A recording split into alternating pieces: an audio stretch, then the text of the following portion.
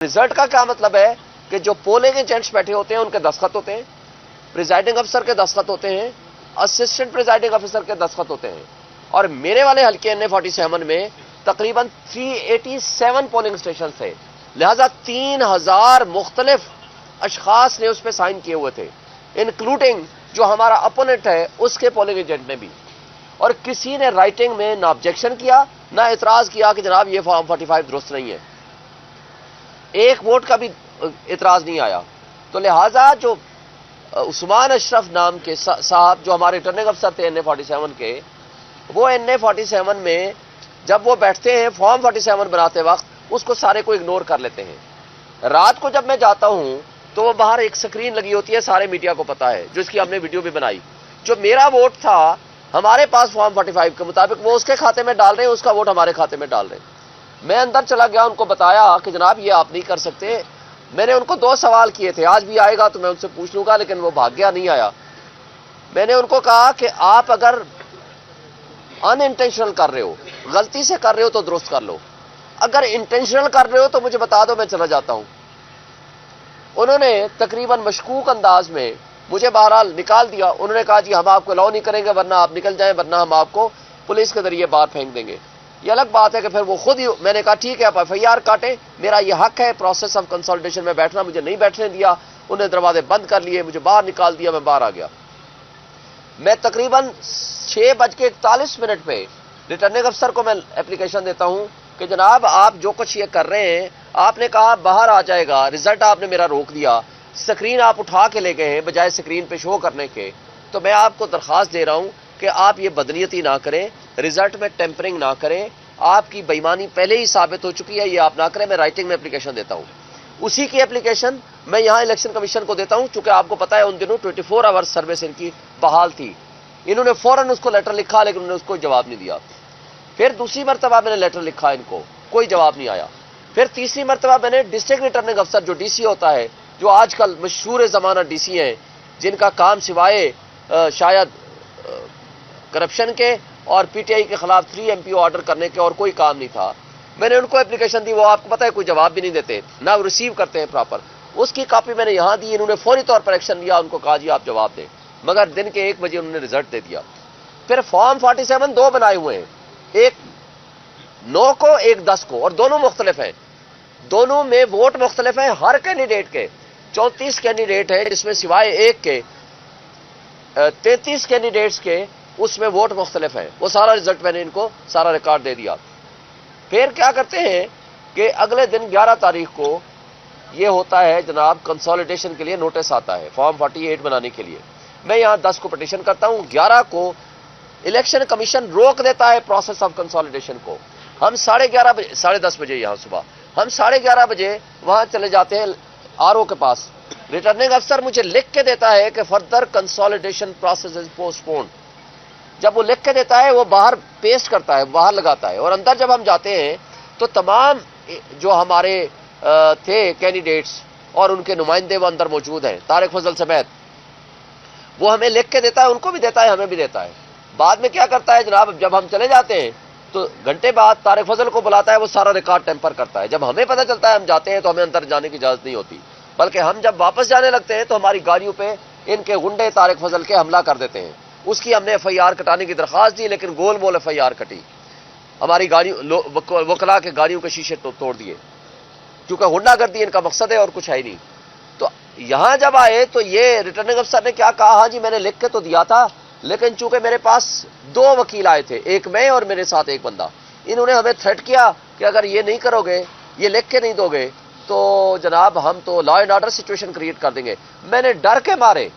کیا لکھتے ہیں، میں نے بلیک میل ہو کے ڈر کے مارے میں نے لکھ کے دے دیا، لیکن میں کنسالیڈیشن مکمل کر چکا تھا۔ میں اس کی درخواست اپلیکیشن دیتا ہوں یہاں الیکشن کمیشن کو کہ یہ پیچھے ٹیمپرنگ کر رہا ہے طارق فضل اور ریٹرننگ افسر، لہذا ان کے خلاف ایکشن لیں۔ وہ اس پہ فوری طور پر آرڈر کرتے ہیں، یہ سارے آرڈر میں نے آج الیکشن کمیشن کو دے دیے۔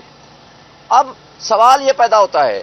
کہ میں نے ان کو کہا جج صاحبان کو کہ اگر زیادہ طاقتور جو اصل طاقت والے ہیں وہ اگر ان کے پاس چلے جائیں تو پھر اس کا مطلب ہے جو چاہے ان سے کرا لیں،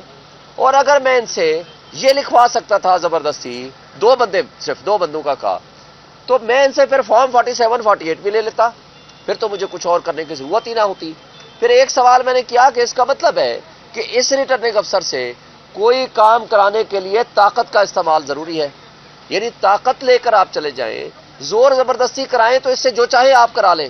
تو اگر یہ کریکٹر ہے اس طرح کے ریٹرننگ افسر کا، تو سپریم کورٹ نے اس طرح کے ریٹرننگ افسر کو کہا کہ جناب یہ تو بڑے فرشتے ہیں، ان کے ذریعے ہوگا، ججز کے ذریعے نہیں ہوگا۔ تو یہ سارا ڈرامہ، فراڈ انشاءاللہ تعالی ختم ہو جائے گا۔ مجھے نظر آ رہا ہے اللہ کے حکم سے انشاءاللہ یہ جو کچھ ہوا ہے سارا فراڈ ہوا ہے، ڈرامہ ہوا ہے، کرپشن ہوئی ہے، یہ سارا غلط ہے۔ اب ایک بات اور کہی جاتی ہے آج کل،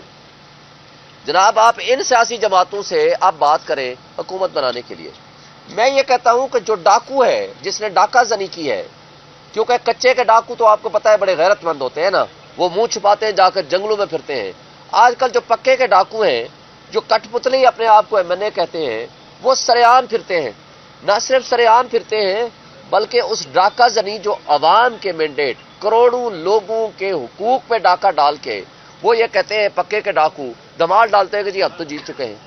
اور ہم جائیں ان ڈاکوؤں کو کہیں ڈاکو بھائی مہربانی کرو ہمیں بھی یہ 2-4 سیٹیں ہمیں دے دو خیرات کے طور پر۔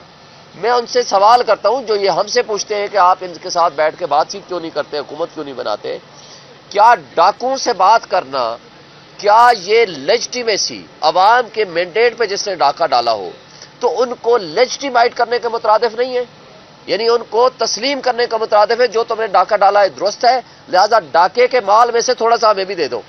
تو لہذا یہی وجہ ہے کہ ہم ان ڈاکوں سے بات نہیں کریں گے۔ اور آپ کو پتا ہے کہ ملک کی جو سچویشن ہے بہت بدترین حالات میں ہو چکی ہے،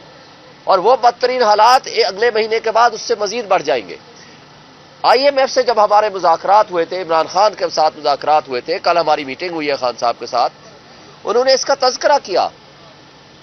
کہ ہم نے مذاکرات میں یہ شرط رکھی تھی کہ ہم اس کو سپورٹ کریں گے، مگر اس کے لیے ضروری ہے فری اینڈ فیئر الیکشن ہو۔ چونکہ فری اینڈ فیئر الیکشن ہوگی، اسٹرانگ ڈیموکریٹک گورنمنٹ ہوگی جس کو پبلک سپورٹ ہوگی، وہ آ کے درست فیصلے کرے گی۔ وہ یہ جو $18 بلین سالانہ، آپ کو ایک بات پتا ہونی چاہیے، $18 بلین سالانہ، یہ اشرافیہ جس کو بدماشیہ کہیں تو وہ درست ہوگا، وہ مفت برات لے رہا ہے۔ اگر وہ برات آدھی کر دی جائیں تو آپ کو $5 کا بجلی کا یونٹ پڑے گا جو آج $70 پہ چلا گیا ہے۔